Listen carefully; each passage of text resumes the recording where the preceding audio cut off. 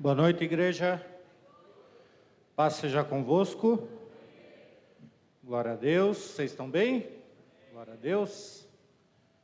Então, curve suas cabeças, por gentileza, feche seus olhos. Pai, no nome de Jesus, estamos aqui reunidos, Senhor, no Teu nome. E quando nós nos reunimos em Teu nome, flui poder, flui unção, flui direção e flui cura, Senhor. E eu peço a Ti, Pai, no nome do Senhor Jesus Cristo, que agora o Senhor venha me usar, que essa palavra que o Senhor colocou no meu coração venha em direção aos corações da Tua igreja, do Teu povo, Senhor, que venha tirar da zona de conforto, que venha, Senhor, meu Deus e meu Pai, mudar, Senhor, meu Deus e meu Pai, a rota da vida de todo aquele que ouvir, Senhor. Faça algo, Senhor, aqui nesta noite, Pai, até mesmo aquilo que nós não queremos, porque muitas vezes nós não queremos, Pai, mas nós precisamos do Teu agir, no nome do Senhor Jesus Cristo. Abre, Senhor, o entendimento do Teu povo, amém, graças a Deus, amém, queridos, glória a Deus. Abram as suas Bíblias em Atos, livro de história, a história da igreja, livro de Atos, escrito pelo doutor Lucas.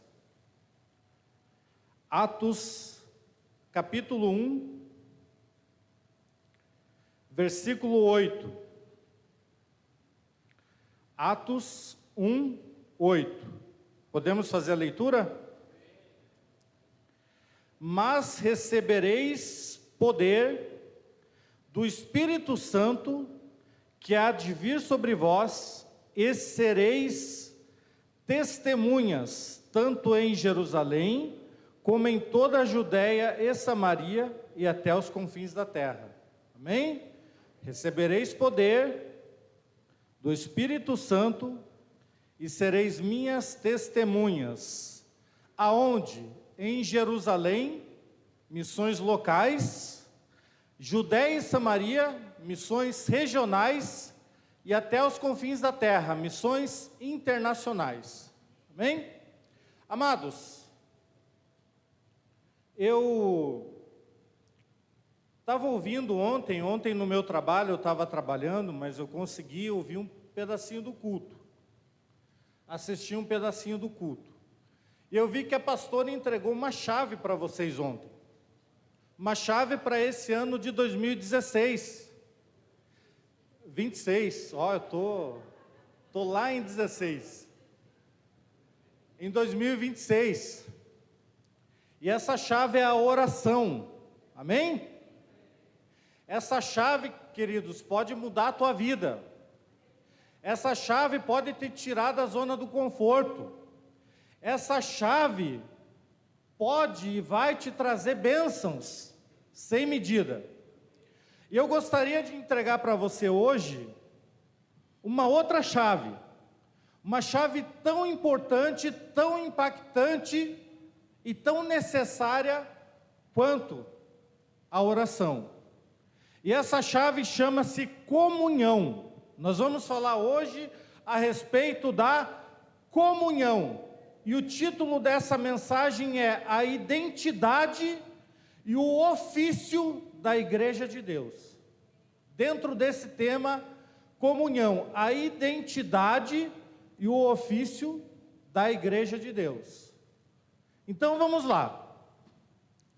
Amados, há uma passagem na Bíblia, há um texto na Bíblia que eu gosto bastante, porque esse texto foi um dos primeiros textos aonde Deus me revelou, aonde eu recebi uma rema da parte de Deus, uma palavra revelada da parte de Deus. E esse texto fica lá em Gênesis 2, Gênesis capítulo 2, versículo 18, aonde Deus olha para o homem que havia criado, Ele olha para Adão e diz: não é bom que o homem esteja só, far-lhe-ei uma ajudadora que lhe seja idônea.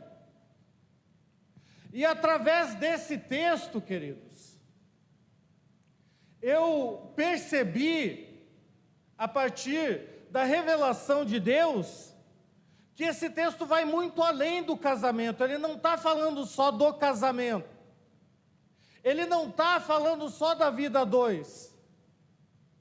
Esse texto, com esse texto, Deus está revelando uma necessidade humana e uma característica humana. Ele está revelando algo que todos nós precisamos e uma característica que todos nós temos. Qual que é essa característica? Deus, quando diz não é bom que o homem esteja só, está revelando que nós somos seres relacionais. Nós somos seres que nos relacionamos. Nós somos seres que precisamos um dos outros. Precisamos viver em comunidade. Precisamos viver em sociedade. Precisamos compartilhar com iguais, viver com iguais, viver em unidade, em sociedade, em comunidade. E isso, essa característica, é uma necessidade humana.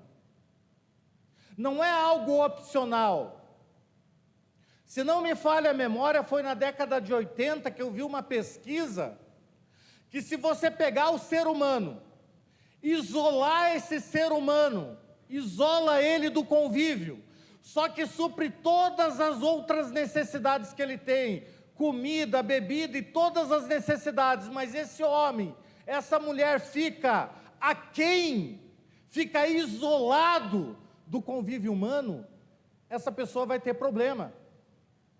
Essa pessoa, ela vai ter sérios problemas psíquicos e sérios problemas fisiológicos. Queridos, pesquisas recentes dizem que um dos males desse tempo moderno, um dos piores males desse tempo moderno é a solidão. Além das patologias psíquicas, depressão, ansiedade, tudo, TDAH, né? TDAH, todas essas coisas.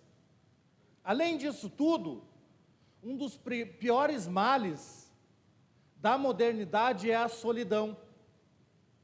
Se você entrar no site lá da OMS, ou se você fizer uma pesquisa, uma busca no Google, você vai ver que a solidão, ela provoca problemas no nosso físico, no nosso biológico, na nossa condição biológica. Nosso sistema imunológico, ele começa a ficar enfraquecido por causa da solidão. Por causa da solidão, a pessoa pode ter problemas cardiovasculares. Pode ter até AVC, queridos. É só você pesquisar lá. Pode ter problemas de várias ordens na questão biológica, na questão física. Uma pessoa que ela vive isolada, uma pessoa que ela é solitária. O plano de Deus sempre foi que nós vivamos em comunidade, em sociedade, compartilhando um com os outros. Quando Deus criou o homem, Ele disse: frutificai e multiplicai-vos. Enchei a terra e sujeitai-a. Se multipliquem, encham a terra, vivam em comunidade. Então, queridos, viver em comunidade, viver compartilhando a vida um com os outros, é uma bênção. Viver em comunhão é uma graça, é um favor de Deus. É um favor de Deus para tirar o homem da solidão. É um favor de Deus para abençoar esse homem. E quando eu falo homem, eu estou falando homem e mulher.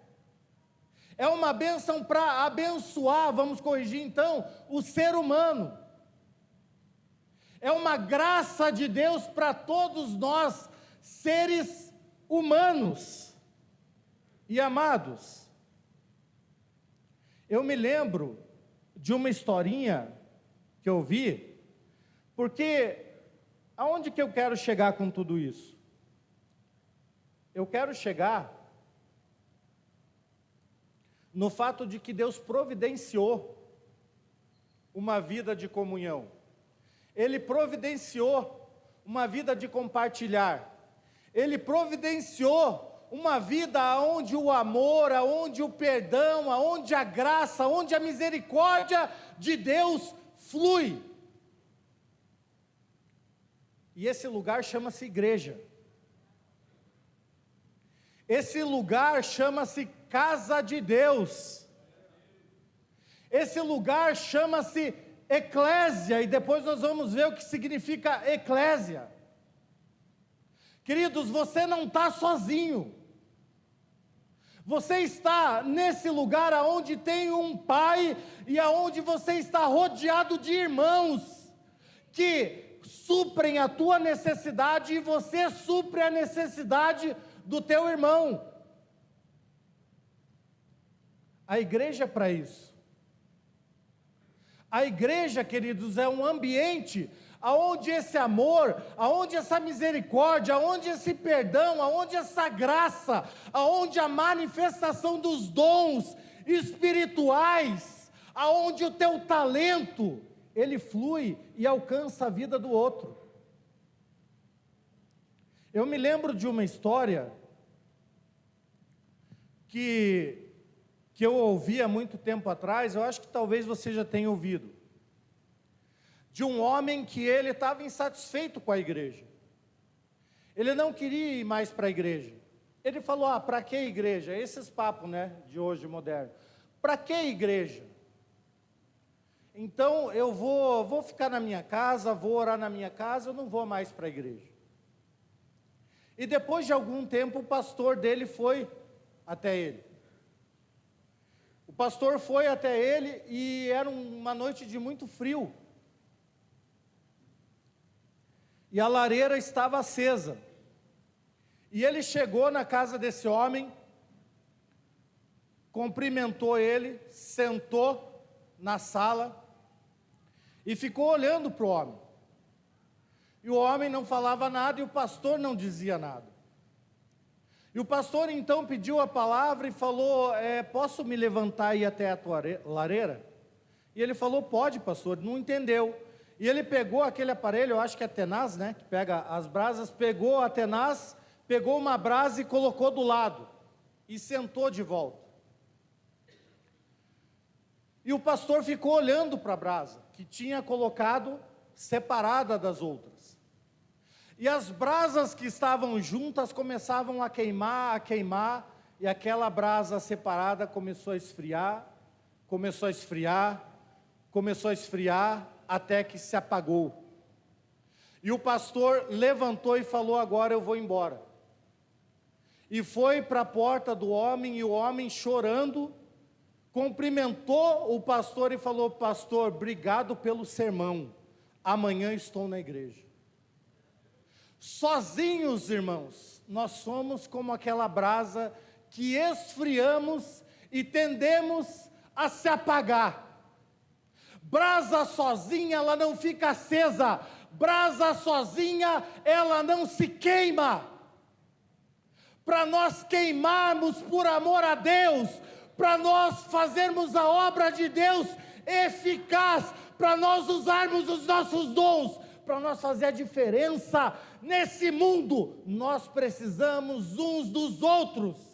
Nós não somos nada, nós não somos ninguém sem a presença de Deus e sem a comunhão com os nossos irmãos.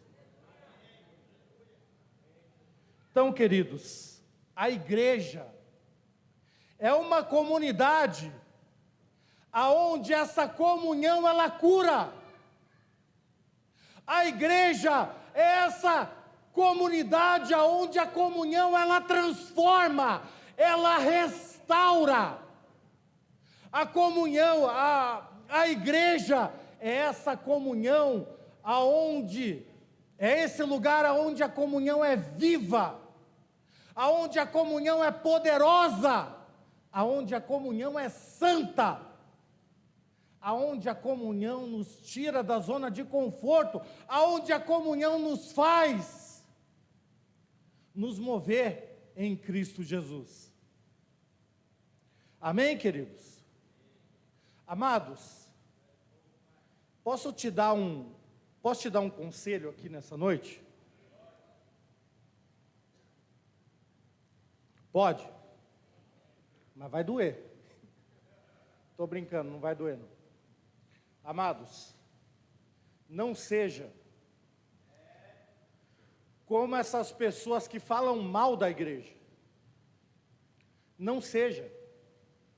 Sabe por quê, querido? Sabe o que a palavra de Deus diz? A palavra de Deus diz que nós somos o corpo, membros do corpo de Cristo, o qual Ele é o cabeça. Falar mal da igreja é como se estivesse falando mal de Cristo. Ele é o cabeça do corpo. E nós somos membros desse corpo. Você está falando mal de você mesmo, porque você, reunido com outros irmãos, é a igreja do Senhor, e está falando mal de Jesus. Não caia nessa. Ame a igreja, frequente a igreja, trabalhe na igreja, use os teus dons na igreja, seja santificado pela igreja. Veja, queridos, a importância da igreja na tua vida, na tua família e na tua comunidade. Eu queria, queridos, listar algumas coisas que a comunhão ela me ensinou. A comunhão ela é didática. A comunhão ela ensina, ela traz ensinamentos para as nossas vidas. E eu quero falar alguns ensinamentos que eu aprendi a partir da comunhão, a partir dessa vida de comunhão. Primeiro, queridos, eu aprendo que nós, igreja do Senhor, essa comunhão que nós vivemos, nós somos uma família. E uma família, talvez, minha opinião, tá, queridos? Aqui agora é o que eu aprendi e aquilo que eu sinto, aquilo que eu tenho como opinião. Talvez essa família é a mais importante do que a nossa família de sangue. Porque isso que nos une, o sangue que nos une é o sangue que foi vertido lá na cruz do Calvário. Essa família tem como base um sangue que foi vertido lá na cruz. Esse sangue nos liga, esse sangue nos une, esse sangue que nos faz ser família. A palavra de Deus diz lá em Efésios 2,19 que nós somos concidadãos e família de Deus. Então, queridos, quando eu falo você é meu irmão, eu tenho que falar, queridos, isso com sentimento, com amor, crendo que realmente você é meu irmão. Que se você não está bem, queridos, eu também não estou bem. Se você precisa de algo, se eu tenho a condição, eu preciso suprir. Porque nós somos irmãos, e irmão de sangue, e um sangue eterno, um sangue poderoso, um sangue vertido naquela cruz, que nos salva, que nos limpa, que nos resgata, que nos justifica, que nos santifica. Outra coisa que eu aprendo, em relação à comunhão, a comunhão trabalha no meu ego.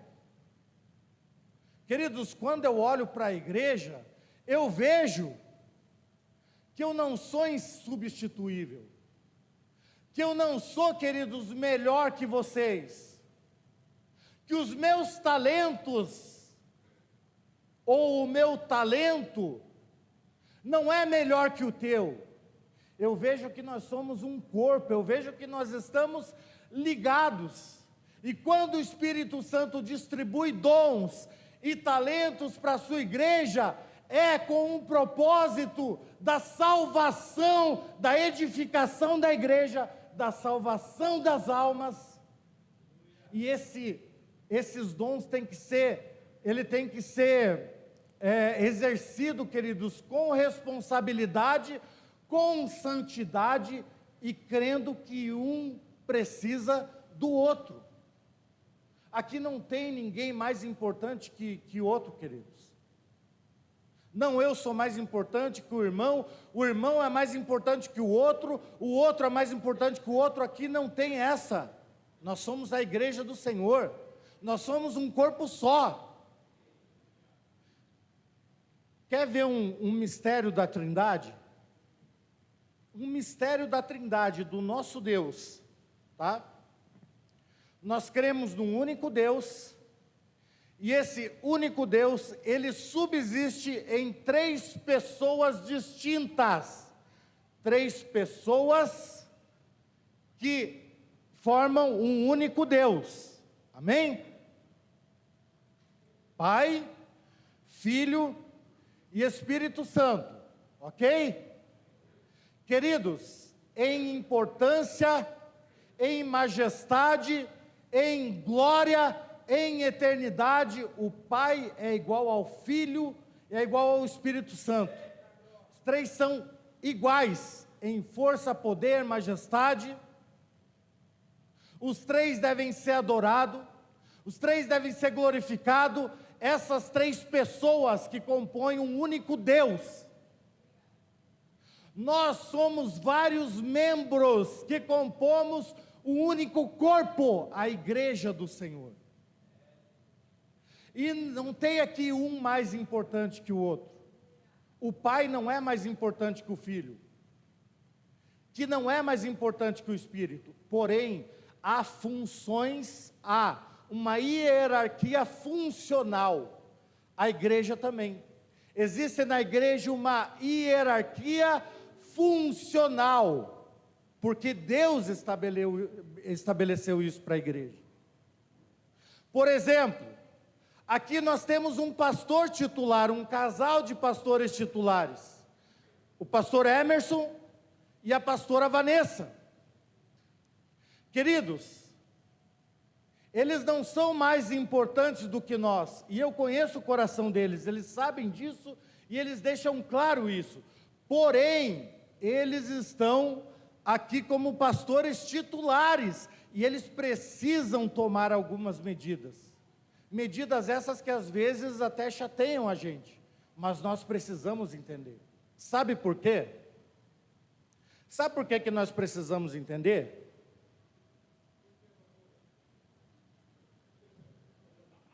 Amados, muitas vezes você pode chegar com um plano, com um projeto, pô, vou arrebentar esse plano, esse projeto, vou passar para o pastor, e o pastor, irmão, para agora não. E você fica chateado, fica frustrado. Sabe por que ele fez isso? Porque ele não orou ainda. E ele tem uma responsabilidade sobre os ombros dele. Ele vai ser cobrado, queridos, por tudo que acontecer na igreja, no tribunal de Cristo. É só você ler Apocalipse capítulo do 1 ao 3, você vai ver Jesus cobrando os pastores das igrejas. Então o pastor Emerson vai chegar diante de Deus no tribunal de Cristo, e Jesus vai falar, Então ele, queridos, é responsável por tudo que acontece na igreja, todo projeto que acontece na igreja, tudo aquilo que ocorre na igreja. Se ele não orou, ele não vai permitir que você execute esse projeto. Ele vai orar, porque ele sabe o que espera ele no tribunal de Cristo. Amém, queridos? Então não fique bravo com eles. Eles não estão se colocando como mais importante, eles sabem que todos nós temos a mesma importância, porém, há uma hierarquia funcional na igreja para que a igreja funcione, queridos. A igreja, ela deve, queridos, aderir.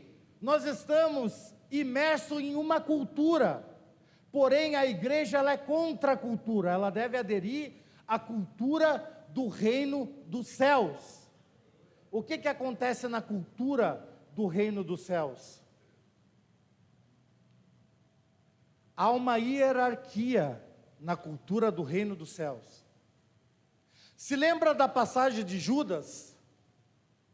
Eu já falei isso aqui, mas lá em Judas, Judas está fazendo um relato do livro dele, é uma carta bem curtinha, mas poderosa, irmãos.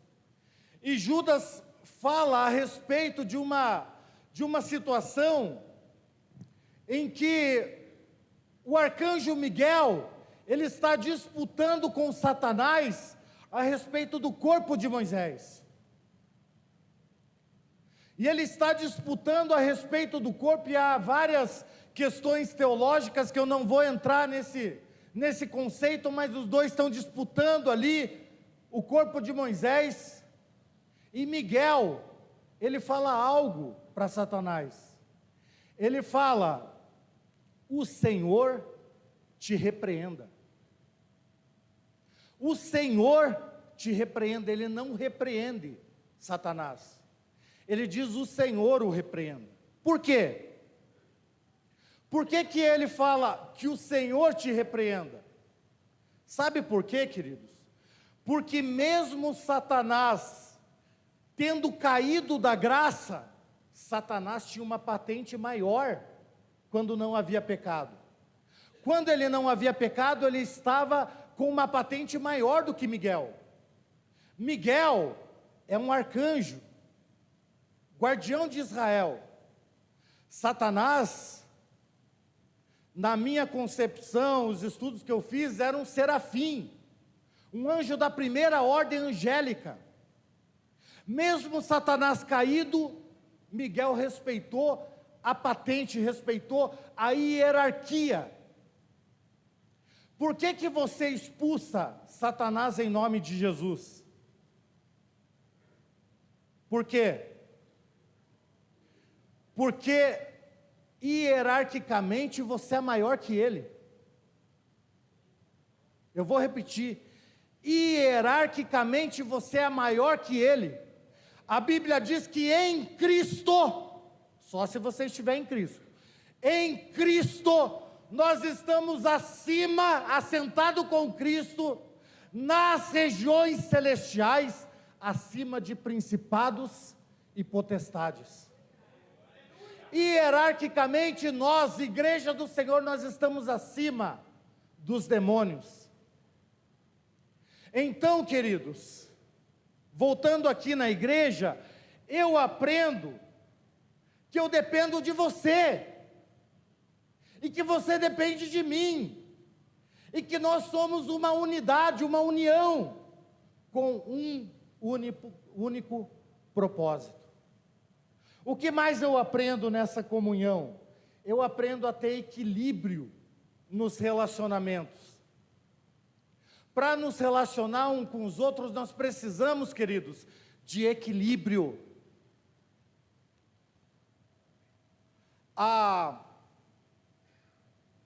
Você querer ser melhor que o outro, esqueci a palavra agora, não é autoestima, né?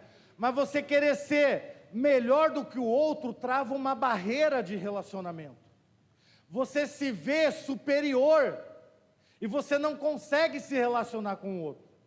Da mesma forma, se você se vê menor que o outro, essa mesma barreira se põe e você não consegue se relacionar. Vamos nos ver, queridos, como irmãos. Vamos nos ver como uma família. Vamos ver que se fulano tem um cargo hoje, tem uma hierarquia um pouco acima da tua hoje, é para um bem maior, mas você pode se relacionar com ele, porque ele é teu irmão. Então, a comunhão dá esse equilíbrio no relacionamento. Queridos, a comunhão me ensina a viver uma vida de misericórdia. A Bíblia diz que o forte, ele entende o fraco, ele tem que entender o fraco. A Bíblia diz que o maduro, ele tem que entender aquele que é bebê ainda, criança na fé. Devemos viver uma vida de misericórdia, uma vida de amor, amando-nos uns aos outros, suportando uns aos outros em amor. O que é suportar? Eu suporto o gaúcho, cara, eu suporto ali. Não, queridos, não é isso. Sabe o que é suportar? Eu vou mostrar para vocês o que é suportar. Vem aqui, gaúcho. Vem aqui o Rafa e o irmão aqui.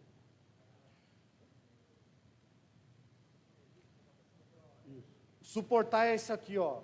O gaúcho está precisando de algo, ele está machucado.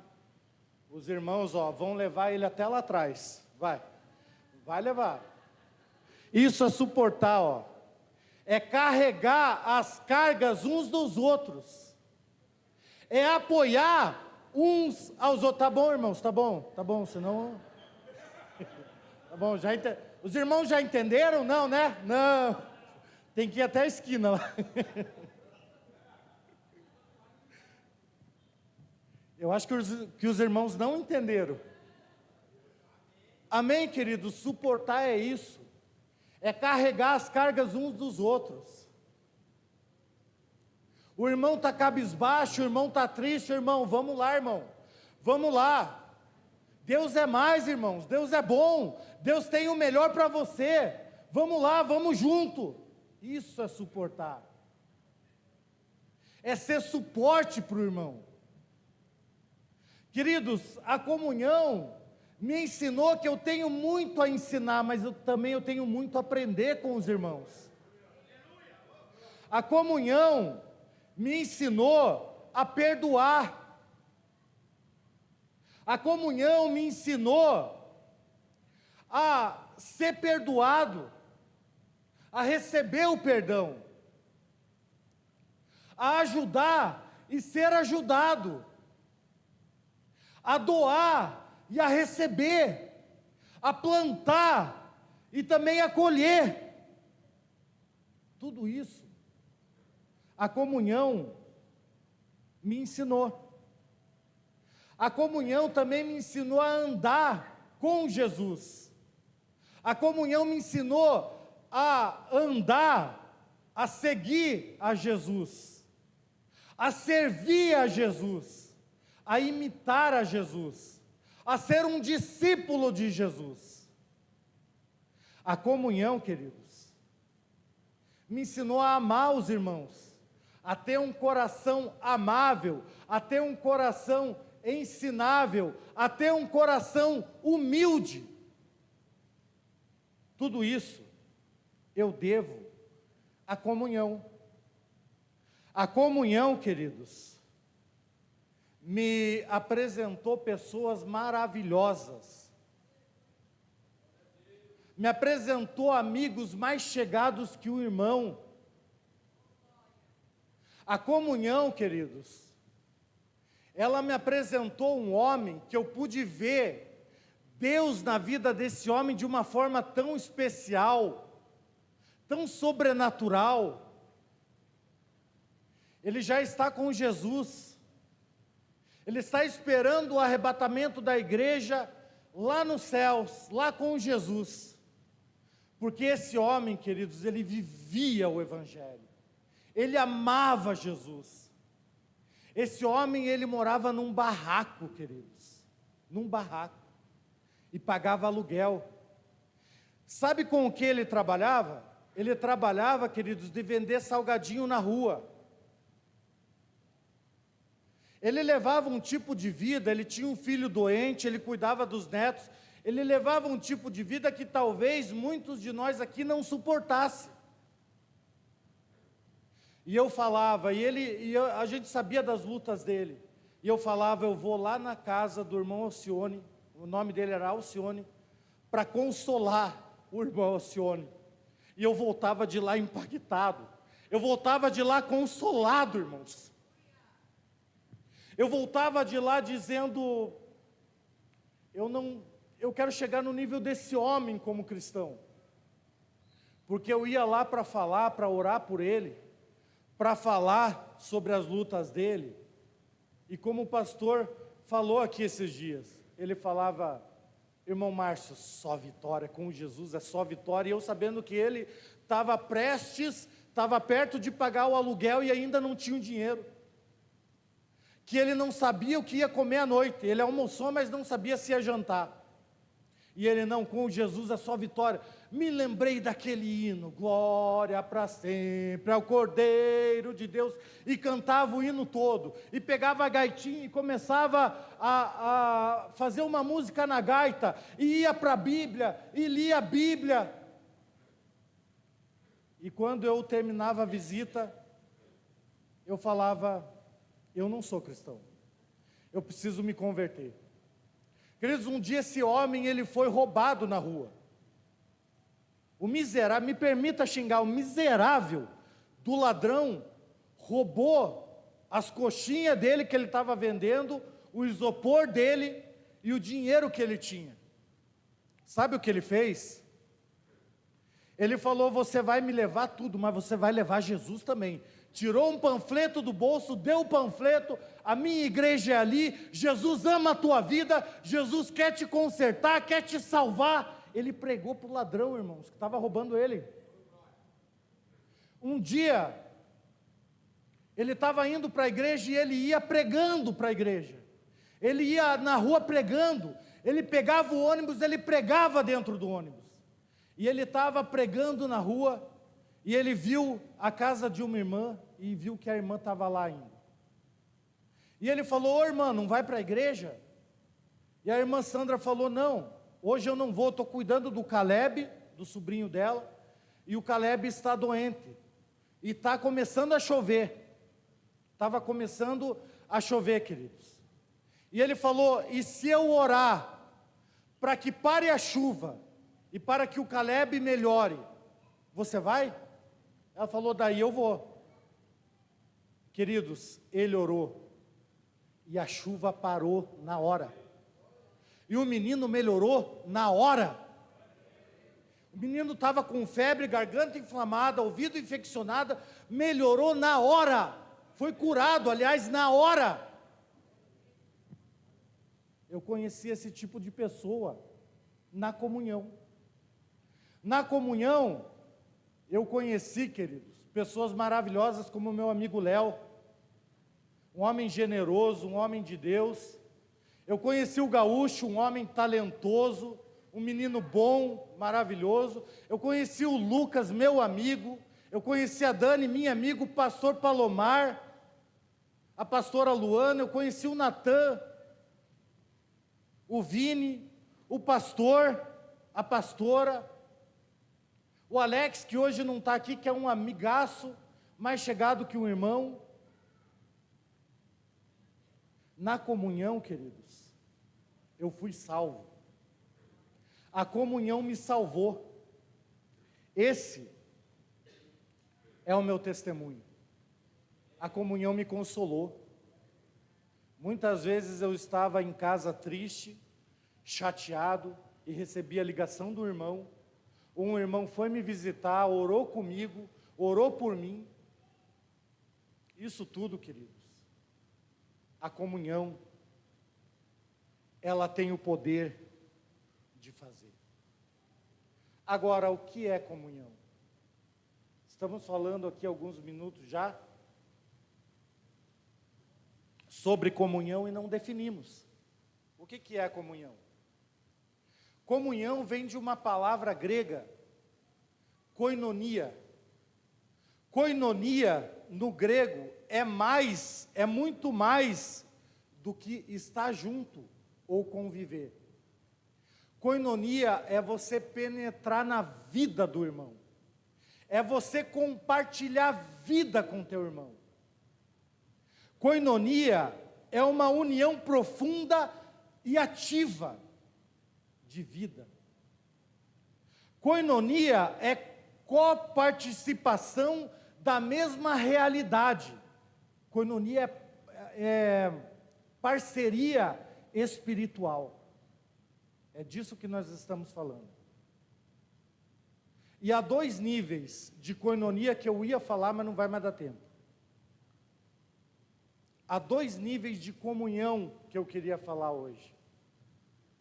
A comunhão com Deus e a comunhão com a igreja. Esses 2 níveis de comunhão transformam a sua vida. Esses 2 níveis de comunhão você deve priorizar para esse 2026. Comunhão com Deus, em primeiro lugar, e a comunhão com os meus irmãos. Queridos,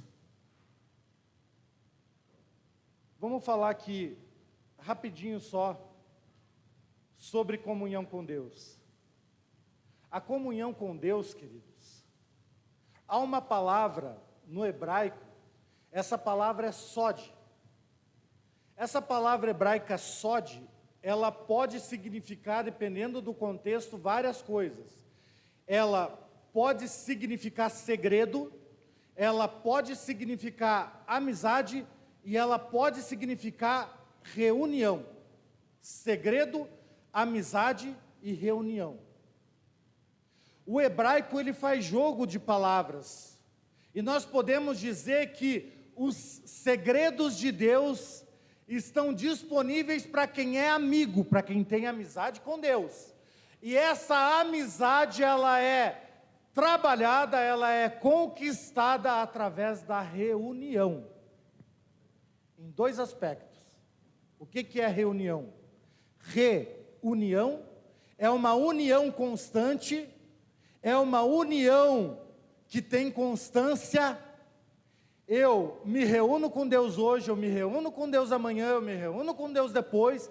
A constância nessa reunião e a reunião como igreja, com os irmãos. É nesse ambiente, tendo comunhão com Deus e tendo comunhão um com os outros, que nós recebemos as bênçãos de Deus e os segredos de Deus para as nossas vidas. Não há nada oculto que não seja revelado, mas você deve buscar através da reunião.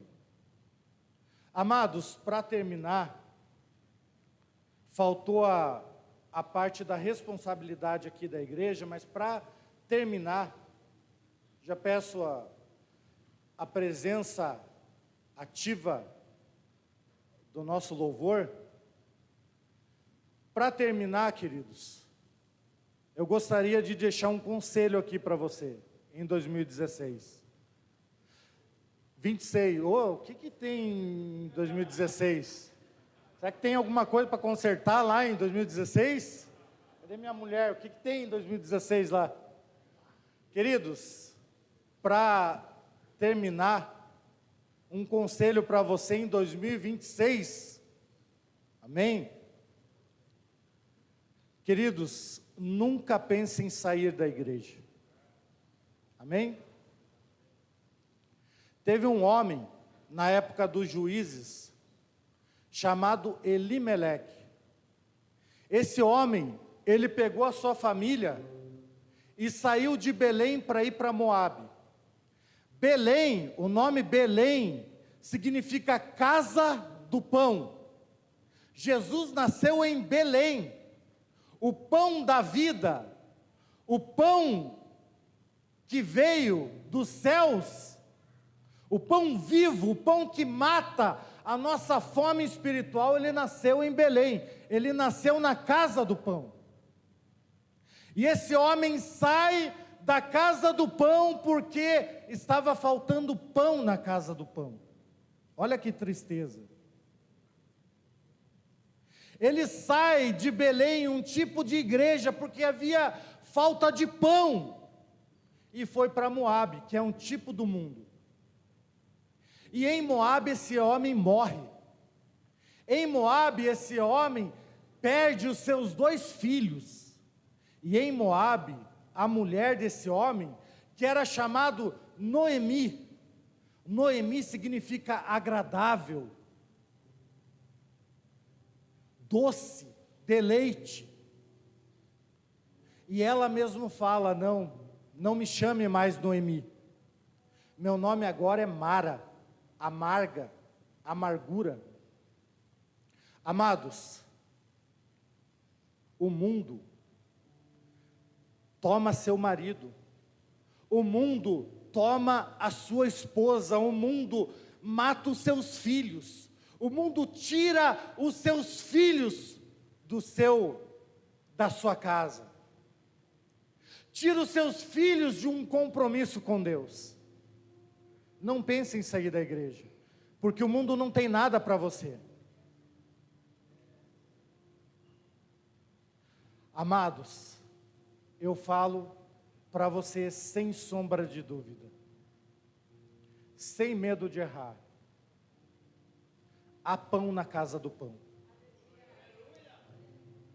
Há pão fresquinho e quentinho aqui para você. Há palavra de poder aqui para você. Há cura para você. Há bênçãos para você. Tem uma palavra aqui também de exortação, mas você também precisa ser exortado, você precisa ser chacoalhado, você precisa sair dessa posição. Há uma palavra poderosa, queridos, para você nesse lugar. E eu quero fazer um convite para você. Você que quer pão, você que quer presença de Deus em 2026, você que quer uma comunhão poderosa com Deus e com os seus irmãos, vem aqui para frente, nós vamos estar orando.